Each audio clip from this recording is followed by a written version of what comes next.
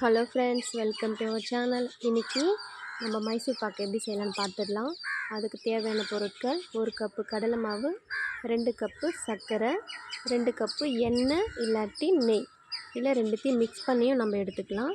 அதை ஒரு சைடில் வச்சு நம்ம சூடு பண்ணிடலாம். இன்னொரு பக்கமாக சுகர் சிரப்பு ரெடி பண்ணுறேன். இது வந்து ஒரு கம்பி பதம் வரணும்.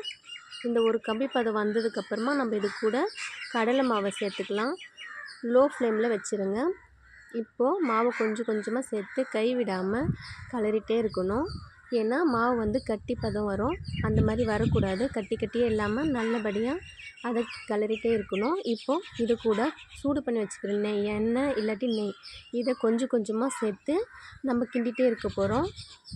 மைசூர் பாக்கு வந்து சூப்பராக இருக்கும். நம்ம கடையில் வாங்கிறத விட நம்ம வீட்டிலே செஞ்சு கொடுத்தோம்னா பசங்களுக்கும் ரொம்ப பிடிக்கும்.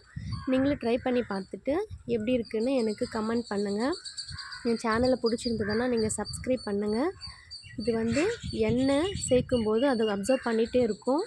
இந்த மைசூர் பாக்கு ரெடி ஆகிடுச்சின்னு எப்படி தெரியும் அப்படின்னா, எண்ணெய் வந்து அப்சர்வ் பண்ண எண்ணெய்லாம் வெளிவிட ஆரம்பிக்கும்.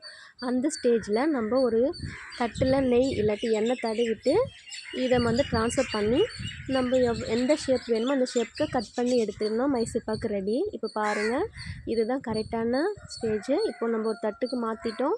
இது ஸ்லைஸ் போட்டு ஆற விட்டு எடுத்தோன்னா மைசூர் பாக்கு ரெடி ஆகிடுங்க. நீங்களும் ட்ரை பண்ணி பார்த்துட்டு எனக்கு கமெண்ட் பண்ணுங்கள்.